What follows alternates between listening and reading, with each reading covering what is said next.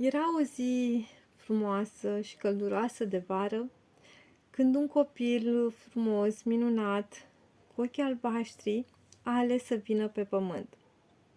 Și-a ales o familie modestă de la țară și a crescut înconjurat de iubire, de protecție, alături de părinți și alături de bunici.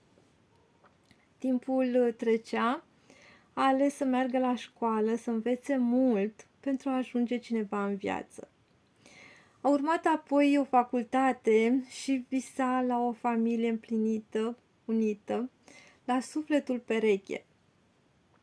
La un moment dat s-a îndrăgostit, însă lucrurile nu au mers așa cum își dorea.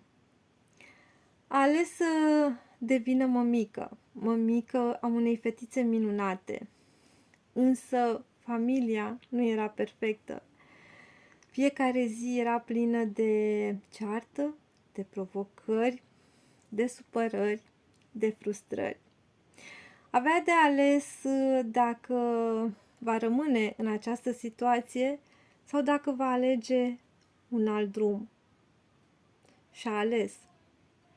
A ales să plece singură, departe de ceilalți, alături de copilul minunat pe care îl avea.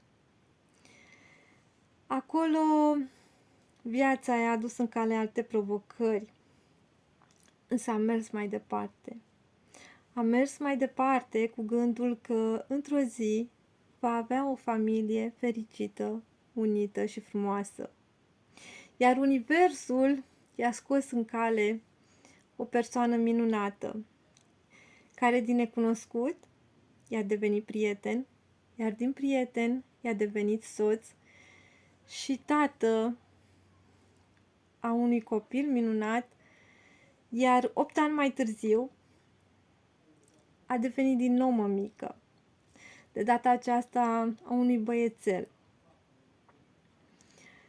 Familia era frumoasă, era unită, era înconjurată de dragoste, însă îi plăcea foarte mult să călătorească, să lucreze, să învețe, să se dezvolte.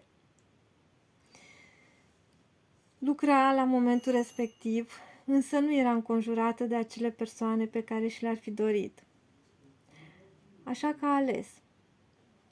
A ales să iasă din acel anturaj, a ales să investească în ea, a ales să devină cea mai bună versiune a ei.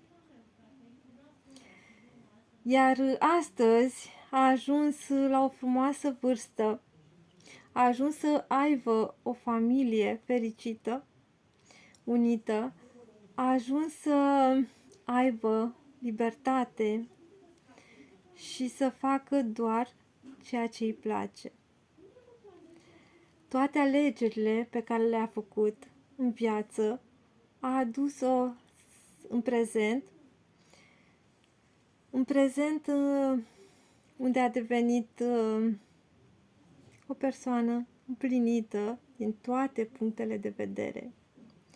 Iar acea persoană este recunoscătoare că se află în fața voastră și că voi îi ascultați povestea.